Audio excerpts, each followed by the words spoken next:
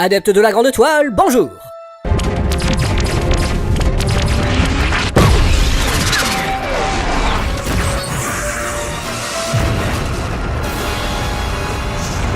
Les vaisseaux font toujours piou-piou dans l'espace. Et pourtant, de nos jours, tout le monde sait pertinemment que le son ne peut se propager dans le vide spatial. Alors pourquoi l'espace est-il toujours aussi bruyant? Et pourquoi les spectateurs, du moins ceux qui ne sont pas astrophysiciens, ne semblent pas gênés par tout ce boucan?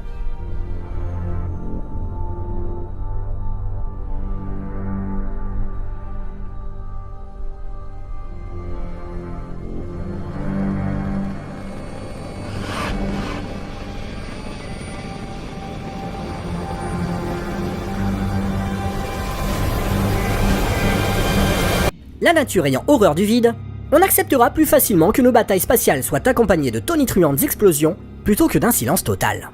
Et pourtant, les auteurs de films de science-fiction se retrouvent parfois partagés entre la rigueur scientifique propre au genre et les codes de la narration cinématographique.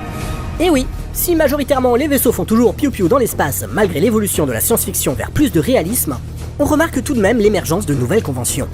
Par exemple, dans la série Battlestar Galactica, le son produit par les vaisseaux est assourdi, un peu comme s'il était enregistré au fond d'une piscine. On peut également combler le silence avec des ondes radio, comme dans Gravity. Can you please turn that music off?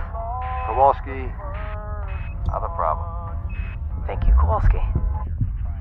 Il y a aussi ceux qui font le choix de respecter scrupuleusement l'absence de son dans le vide galactique, par souci de réalisme.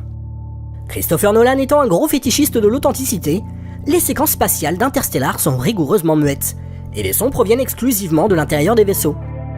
Et l'exemple le plus parlant est évidemment 2001 l'Odyssée de l'espace. À ce jour, le film de Stanley Kubrick est toujours la représentation la plus fidèle d'un voyage dans l'espace. Mais le réalisme du film n'est pas une fin en soi. Il sert avant tout les ambitions du réalisateur qui souhaite nous faire prendre conscience de l'immensité de l'univers. Et oui, rien que ça. Ainsi, l'absence totale de son pendant la sortie spatiale de Bowman rend la scène profondément angoissante.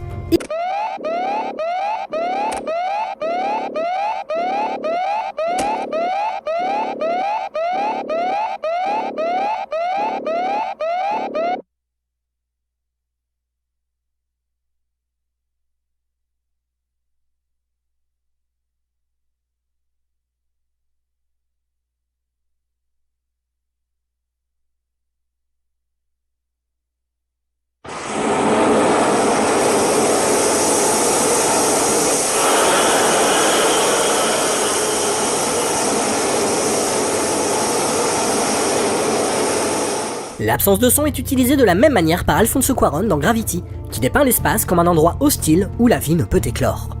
Mais si ces films sont exempts de son direct dans l'espace, n'allez pas croire qu'ils sont entièrement muets pour autant.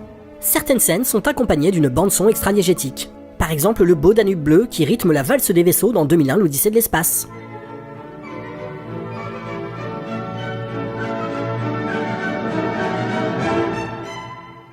Si les œuvres respectant l'absence de son dans l'espace semblent plutôt marginales, on se rend paradoxalement compte qu'il y a de plus en plus de manières de représenter le vide spatial en utilisant le son. En somme, l'espace est un petit peu devenu l'ultime frontière pour les ingénieurs du son. To boldly go where no one has gone before.